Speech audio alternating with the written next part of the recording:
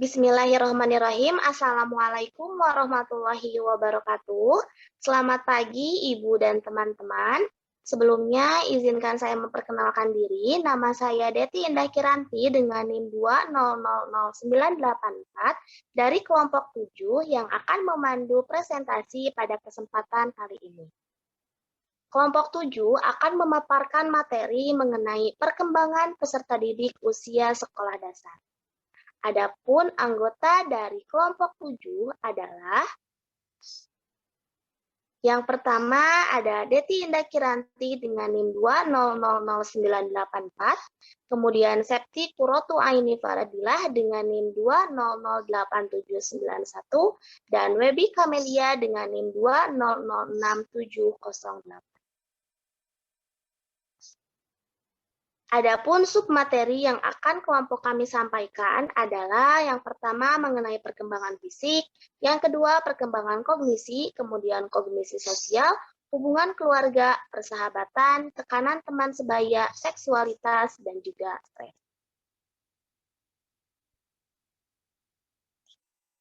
Baik, untuk pematerian yang pertama akan disampaikan oleh saya sendiri mengenai pengertian pertumbuhan dan perkembangan.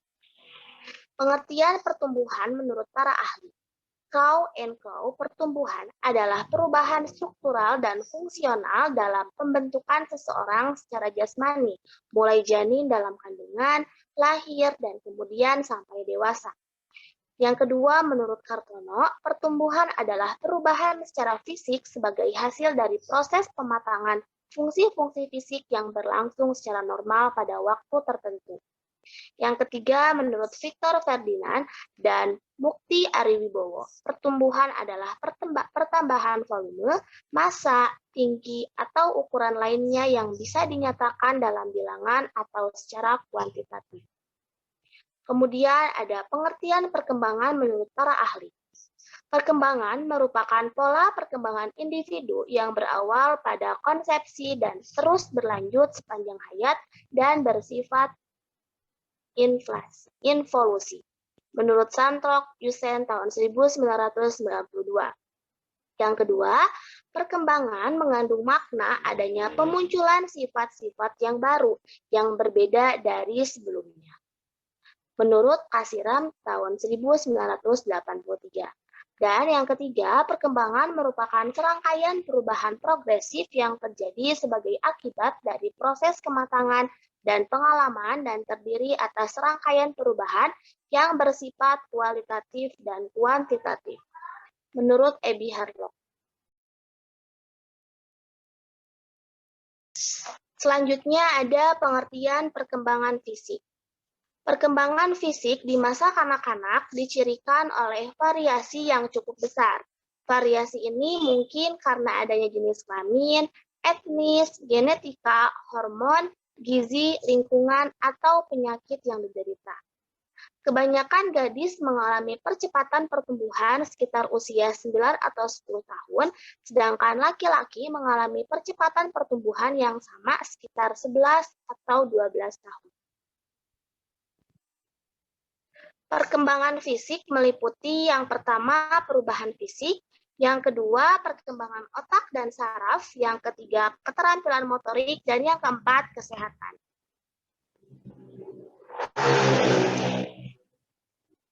Perubahan fisik. Setelah pubertas, karakteristik seksual sekunder mulai tampak, terutama bentuk kurva payudara pada wanita serta suara yang lebih dalam dan bahu yang lebar pada laki-laki.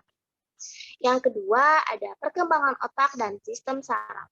Perkembangan otak selama kanak-kanak tengah ditandai oleh pertumbuhan struktur yang spesifik, khususnya labus frontal atau bertanggung jawab untuk perencanaan, penilaian, sosial, etika, dan pengambilan keputusan. Kerusakan pada otak bagian lobus frontal dapat menyebabkan luapan emosi yang tidak menentu, ketidakmampuan merencanakan dan menilai mana yang baik dan buruk.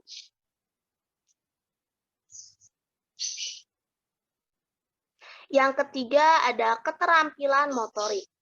Keterampilan motorik adalah kemampuan berperilaku atau kemampuan melakukan gerak motorik.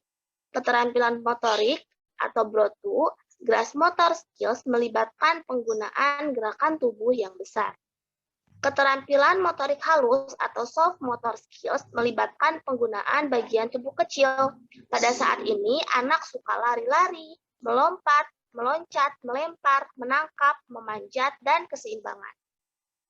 Kemudian yang terakhir ada kesehatan. Pada usia dini, biasanya muncul penyakit khas bagi anak-anak seperti pilek, batuk, dan sakit perut. Penyakit utama bagi anak-anak usia sekolah dasar sama seperti penyakit utama bagi anak-anak muda influenza, radang paru-paru, kanker, HIV, AIDS, dan obesitas. Sebagian besar anak menjadi cacat dan meninggal pada anak usia tengah adalah akibat dari cedera atau kecelakaan. Baik, sekian materi yang dapat saya sampaikan. Untuk pemaparan materi selanjutnya akan disampaikan oleh Saudari Septi. Kepada Septi, waktu dan media saya persilahkan. Baik, terima kasih. Selanjutnya saya akan menjelaskan tentang perkembangan kognitif. Perkembangan kognitif yang terjadi antara 7-11 tahun disebut oleh Piaget sebagai tahap operasi konkret atau concrete operation stage. Pada tahap operasi konkret, anak-anak dibatasi untuk berpikir konkret nyata, pasti, tepat, dan unidiksional. Istilah yang lebih menunjukkan pengalaman nyata dan konkret ketimbang abstraksi. Perkembangan kognisi dibagi menjadi dua, yaitu ingatan dan anak yang cerdas. Ingatan.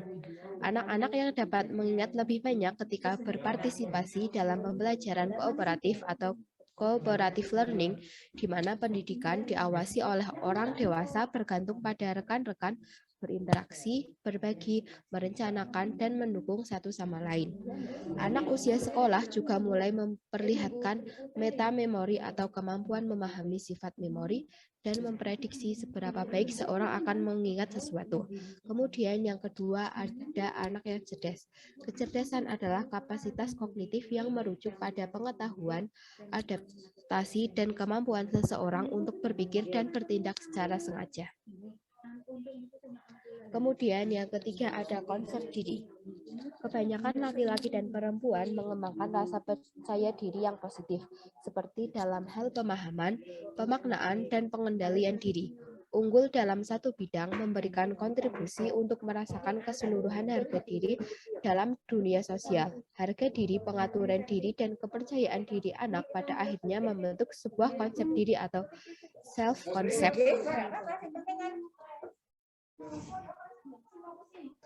Kemudian ada kognisi sosial. Kognisi sosial adalah pemahaman mengenai asumsi-asumsi tentang sifat, hubungan, atau interaksi sosial atau social inference, proses sosial dan perasaan orang lain. Hubungan dengan rekan memainkan peran utama dalam penentuan golongan atau fine-tuning kognisi sosial pada anak usia sekolah.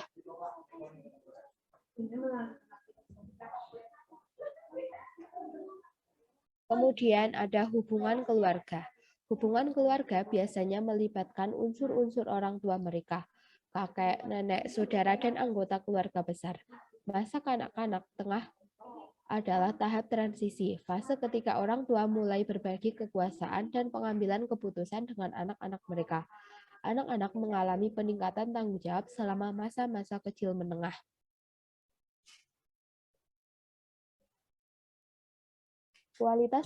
Kualitas hubungan. Kebanyakan keluarga modern memerlukan pendapat ganda untuk memenuhi kebutuhan. Anak-anak mungkin bertanya mereka orang tua. Mereka memilih menghabiskan waktu yang begitu singkat dengan mereka. Komunikasi yang langsung dan jujur antara orang tua dan anak-anak dapat mengurangi keprihatinan apapun atau gangguan yang muncul. Orang tua harus memastikan mereka benar-benar menghabiskan waktu yang berkualitas dengan anak-anak mereka. Sekian pemaparan dari saya kembalikan kepada moderator. Baik, terima kasih Saudari Septi atas pemaparan materinya. Untuk pematerian terakhir akan disampaikan oleh Saudari Webi. Kepada Webi, waktu dan media saya persilahkan. Terima kasih kepada moderator.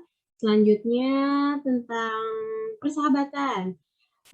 Persahabatan. Bagi peserta didik sekolah dasar, teman berfungsi sebagai teman sekelas, petualang, tempat curahan hati, dan sebagai pantulan kepribadian. Teman juga berfungsi saling membantu mengembangkan harga diri dan rasa kompetensi dalam dunia sosial, termasuk di lingkungan sekolah. Selanjutnya ada tekanan teman sebaya. Peserta didik yang paling rentan terhadap tekanan teman biasanya mempunyai harga diri yang rendah. Ketika peserta didik tidak mampu menolak pengaruh rekan-rekan mereka, terutama dalam situasi membingungkan, mereka mungkin mulai merokok, minum, alkohol, mencuri, atau mengasingkan diri dari pergaulan teman-temannya. Peserta didik yang menolak tekanan teman sebaya sering tidak populer. Selanjutnya, tentang seksualitas. Pada anak sekolah dasar, termasuk masa usia dini, minat seksual merupakan perpanjangan dari sensasi yang menyenangkan dan rasa ingin tahu, bukan hasil erotisme. Anak usia sekolah dasar sebenarnya masuk ke kategori masa pra-remaja, pra-remaja yang usianya di sekitar usia 10 dan 11 tahun. Pada saat ini, fascinasi atau fascination seksualitas anak-anak disertai dengan perubahan hormon dan fisik yang terjadi dalam tubuh mereka. Selanjutnya, mengenai stres. Ada pertama, perceraian. Perceraian atau terpecahnya unit keluarga sangat dekat dengan peningkatan derajat stres pada anak-anak. Pada gilirannya, mereka akan mengalami depresi, merasa bersalah, marah, mudah tersinggung, memberontak, atau cemas. Banyak kemungkinan penyebab stres, mulai dengan perubahan hubungan mereka dengan orang tua, ketiadaan salah satu orang tua dalam kehidupan mereka sehari-hari, kemungkinan menikah lagi dan mempunyai orang tua tiri, atau patah semangat, yang disebut step sibling.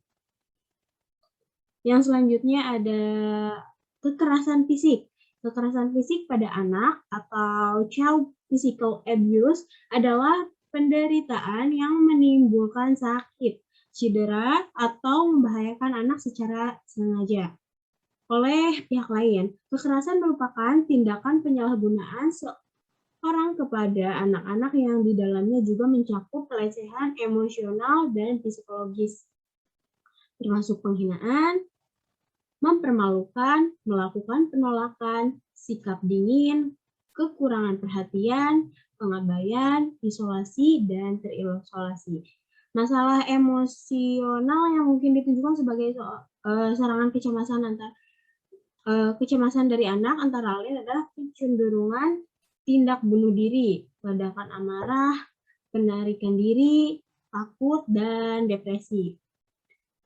Yang terakhir ada pelecehan seksual pada anak. Pelecehan seksual ini terjadi ketika seorang remaja atau orang dewasa membujuk atau memaksa anak untuk berpartisipasi dalam kegiatan seksual. Pendidikan merupakan tindakan preventif yang terbaik untuk menghindari anak-anak dari penganiayaan. Nah, sekian penyampaian materinya, saya kembalikan kepada moderator. Baik, terima kasih Webi atas pemaparan materinya.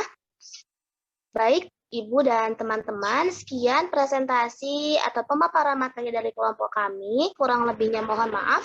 Terima kasih atas perhatiannya. Wabillahi taufiq wal hidayah. Wassalamualaikum warahmatullahi wabarakatuh.